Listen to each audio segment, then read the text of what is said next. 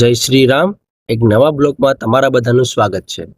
હવે આપણે આજે બ્લોગમાં ચર્ચા એ કરવાની હતી કે અત્યારે કપાસિયા તેલનો ભાવ 2600-2700 ને આગળ વધી ગયો, બરોબર?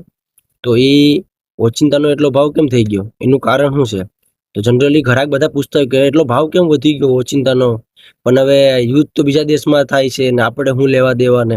એ વાત સાચી છે, પણ હવે આપણે ટ્રાન્સપોર્ટ હોય ને, જે કન્ટેનરમાં માલ જાતો આવતો હોય, ઇમ્પોર્ટ એક્સપોર્ટ થતો હોય, એવી જ રીતના કાચું પામ છે ને વિદેશમાંથી આપણા ભારતમાં આવે છે.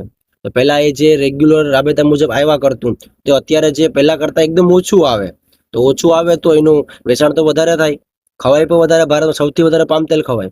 તો આવક ઓછી છે ને જો જરૂરિયાત વધારે છે તો શું થાય? ભાવ વધવાના જ છે ઓચિંતાના.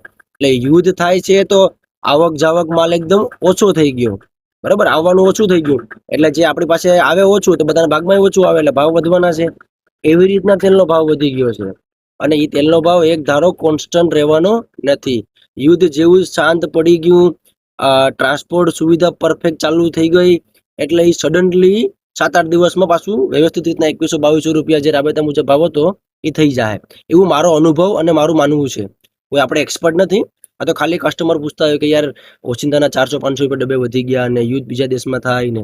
વાત બધી સાચી છે, માનવા જેવી છે, પણ જે બારથી 60-70% પામ આવે તો એ હવે આવક ઓછી થઈ ગઈ, વપરાશ વધારે છે, તો એને લીધે ભાવ ઓચિંતાના ડાયરેક્ટલી વધી ગયા. અને દુકાનદારને એક વસ્તુ સમજવા જેવી છે કે અત્યારે કોઈ સ્ટોક કરાય નહીં. જોતો માલ મગાવવાનો, જોતો વેચવાનો, ગમે ત્યારે સડનલી ભાવ હેઠા પડી જાય છે. એટલે વધારે મગાવવાનું નહીં, જોતો જ માલ મગાવવાનો, ગમે ત્યારે ભાવ અપડાઉન વધારે થવાની શક્યતા છે. એવી રીતના જોતો માલ મગાવવાનો અને ભાવ આવી રીતના જ વધી ગયેલ છે.